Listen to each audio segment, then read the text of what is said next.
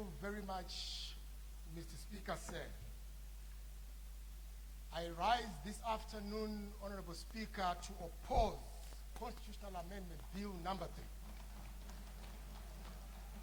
3. Mr. Speaker, sir, I do so not out of partisan obligation, not out of political convenience or political expedience, and certainly not out of hostility, Mr. Speaker, sir, to constitutional reform.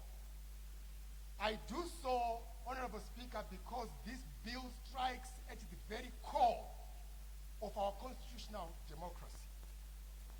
At the outset, Mr. Speaker, let me debunk a notion that we have heard being advanced by the proponents of this bill.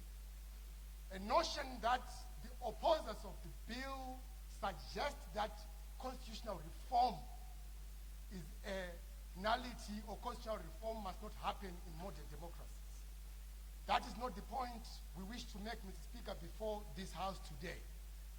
Constitutional reform, Mr. Speaker, by its very nature must be progressive. Constitutions can and must indeed be amended in order to suit the aspiration of the modern community and modern society. So the question is not whether or not constitutions must be amended. Honorable Speaker said the question is what sort of amendments must be entertained in a modern democracy. The Constitution of Zimbabwe, Mr. Speaker, said, as it currently stands, is not an ordinary statute. It is not a party manifesto. It is not a government program. It is the supreme covenant between the people and those entrusted with the exercise of political power. The Constitution, Mr. Speaker, says exists for one fundamental purpose: to limit power, to distribute power, and to make power accountable to the people. Honorable Speaker, the Constitution of 2013 was not handed to Zimbabweans by politicians. It emerged from struggle. It emerged from sacrifice. It emerged from decades of demand for accountable government, democratic participation, constitutional restraint, and the protection of fundamental rights. The story of constitutional reform in Zimbabwe is written in the resistance against one-party state ambitions. It is written in the struggle for labor rights. It is written in the struggle for democratic renewal. It is written in the constitutional reform movement that culminated in the 2013 Constitution. Mr. Speaker, sir, the framers of the Constitution understood a simple but profound truth. Democracy is strongest when power is limited, accountable, and periodically renewed. Honorable Speaker, Constitutional Amendment Bill number 3 proposes fundamental changes to the architecture of our democracy. It extends the term of office of the President from 5 years to 7 years. It extends the life of Parliament from 5 years to 7 years. It postpones elections accordingly. It removes the direct election of the President by the people and bestows that power in Parliament. It restructures electoral administration. It expands executive influence within institutions of governance, and it weakens or abolishes constitutional oversight institutions. Taken individually, Mr. Speaker said, these clauses may appear technical, but taken together, they reveal a pattern. What pattern is that? It is a pattern of centralization, a pattern of concentration, a pattern of reducing the frequency with which political power must account to the people. Honorable Speaker, sir, democracy is not merely about elections. Democracy is about accountability. And accountability requires regular opportunities for citizens to review those that they put in power. is why term limits matter. That is why election cycles matter. That is why constitutional safeguards matter, Mr. Speaker. The memorandum accompanying this bill advances a number of justifications. We are told, Mr. Speaker, that the amendments are there and are necessary to promote stability, continuity, institutional efficiency, political inclusivity, and long-term development. This is what we are told. Attractive, Mr. Speaker, as these words and promises might sound, constitutional democracies must always interrogate not merely the language of reform, but the consequences of reform. History, Mr. Speaker, teaches us that constitutional changes aimed at extending tenure are almost never presented as projects for consolidation. They are almost always presented as projects of stability, continuity, and development, as we are told in the memorandum to this bill. Mr. Speaker said, the question that is before this House is therefore not whether development is desirable. The question that is before this House is whether development requires the weakening of institutions of democracy. The evidence from constitutional scholarship, and I speak as a constitutional law expert, Mr. Speaker, across Africa, countries that have respected constitutional term limits have generally built stronger democratic institutions than countries that have weakened or removed them. Research on presidential term limits in Africa demonstrates that constitutional succession contributes significantly to democratic consolidation and institutional development. Mr. Speaker, the African Center for Strategic Studies has observed, Mr. Speaker, that countries that weaken or circumvent constitutional term limits tend to experience higher levels of corruption, weaker accountability systems, and increased governance challenges. Honorable Speaker, constitutional development across Africa teaches us one fundamental lesson. Strong nations are built by strong institutions, not by extended incumbencies. The framers of modern constitutions understood one thing, that executive... Point of order. Point of order. Yes, Honorable. Yes, Mr. Speaker, I just want to correct the honorable member. He says here countries... Order. Yes, sir. I can't recognize. What's your name again? Honorable Muringazua. Honorable? Muringazua. Ngazua, yes. Yes, sir. It's a point of order. My point of order is the honorable member here. Can you listen? The honorable member here has made a fallacy here. He says countries that have extended terms have actually gone down, according to, I don't know what language is used here, but that was the implication. But when you look at Rwanda, Rwanda did the same thing, and today Rwanda is one of the most developed nations in Africa as we speak. Thank you.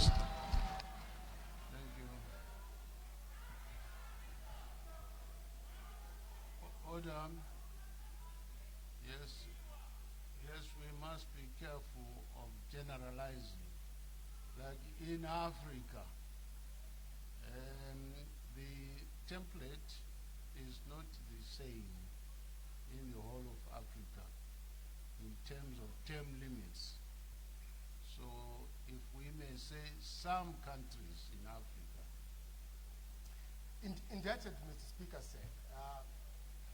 I do understand that scholarly debate is difficult for some members. Mr. Speaker, the Honorable Minister of member, Justice. That's an insinuation which is negative in terms of honorable debate. I withdraw, Mr. Speaker, for purposes of I continuity. thank you. Thank you. Mr. Speaker, the allegation around the African context is not plugged derives from scholarly research by the Africa Center for Strategic Studies. If anyone has an opposition to that assertion or study, they must present a counter study and convince this House why this bill is good. Honorable Speaker, constitutional developments across Africa has told us that leadership renewal in many democracies occur not because incumbents voluntarily surrender power, but because constitutional safeguards require them to do so. This is precisely why term limits exist. Not because leaders are necessarily bad, not because continuity is undesirable, but because democracy assumes that no individual, however capable they are, should become indispensable to constitutional order. Mr. Speaker, what are we told? We are told that Vision 2030 requires continuity. I respectfully submit, Mr. Speaker, that if national visions depend upon the continuity of particular office holders, then what we have is not institutional development, but personalized development. Mr. Speaker, I submit with respect that a national vision should belong to the nation. It should survive presidents. It should survive parliaments. It should survive changes in governance. It should survive, Honorable Speaker, any partisan interests.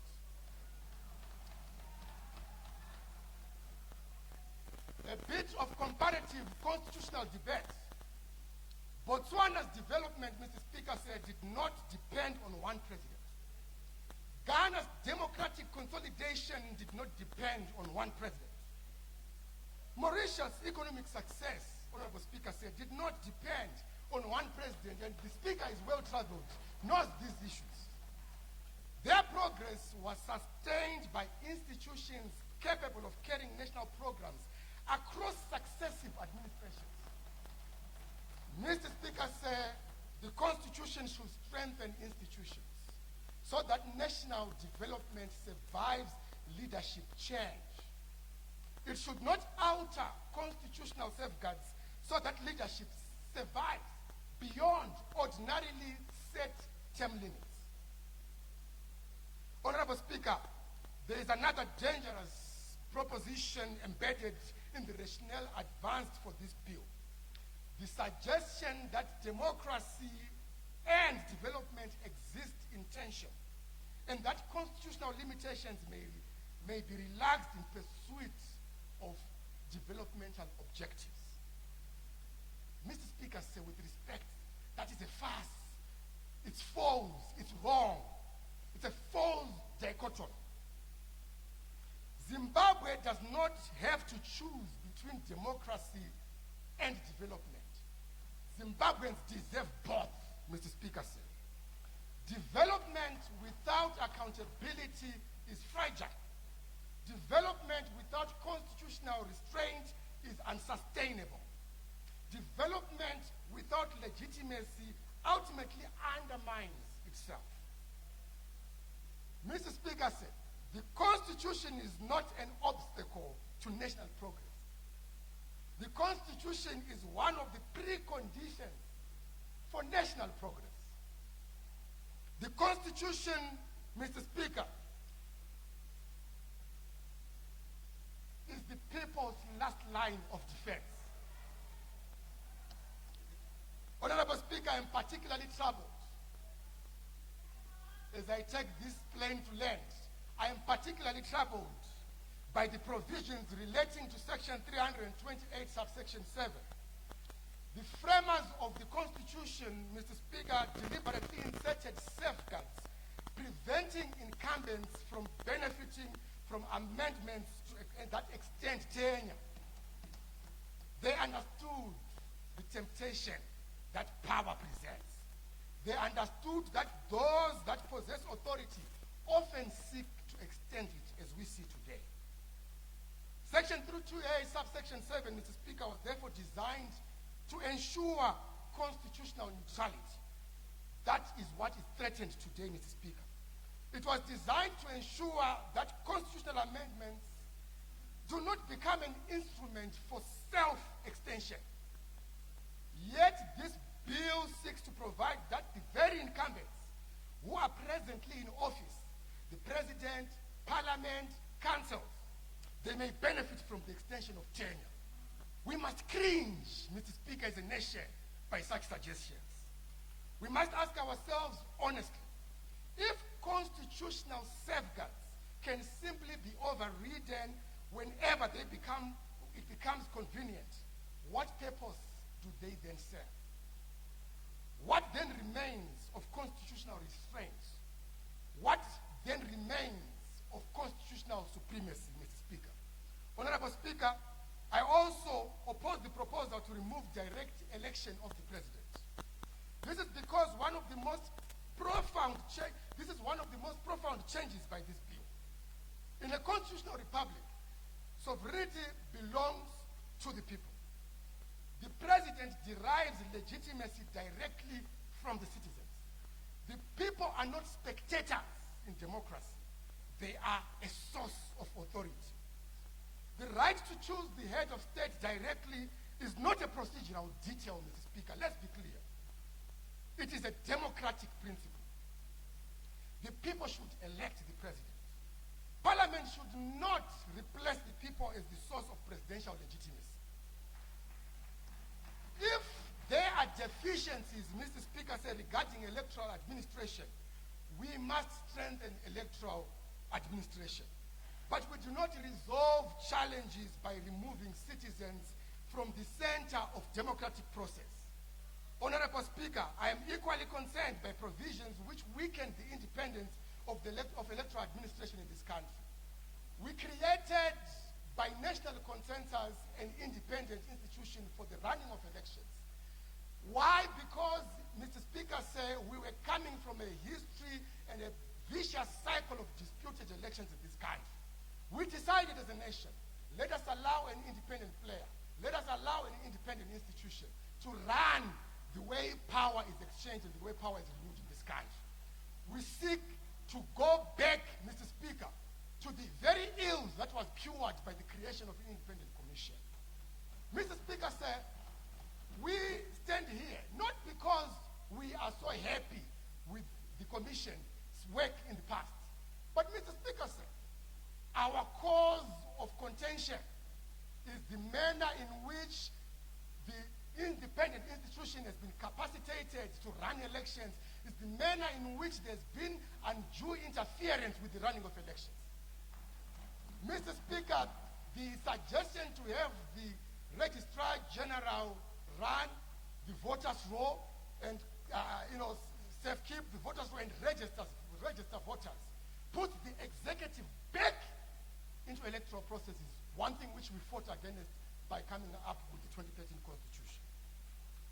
The solution, Mr. Speaker, to institutional challenges is not to weaken. Honorable member, you have 1 extra minute, please. Mr. Speaker, we will adhere to the one minute. Historically, Mr. Speaker,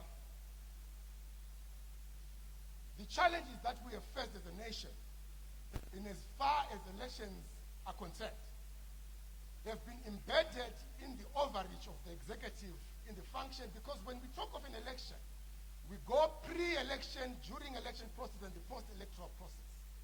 All these functions are anchored in the judgment of a free, fair, and credible election.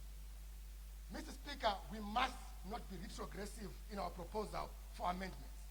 I note, Mr. Speaker, that there is also a proposal to amend the function and role of the military in constitutional democracies and constitutional defense. Mr. Speaker, I must remind that the government of the day is a direct beneficiary of the clause that gives power to the military to uphold the Constitution. We must not forget that. Now, we see attempts at coup-proofing. We see attempts at limiting the role of the military. To being probably anamahobo, Mr. Speaker, say, we are opposed to that amendment. We believe that the constitution of this country must be upheld. And whenever there is executive overreach or attempt by the executive to interrupt the very structure and architecture of our constitution, power must be given to those that can protect the citizens, Mr. Speaker said. That is protecting the sovereignty of this country. That is protecting the integrity of constitutionalism in this country, Mr. Speaker said. I know your time is up, and I submit.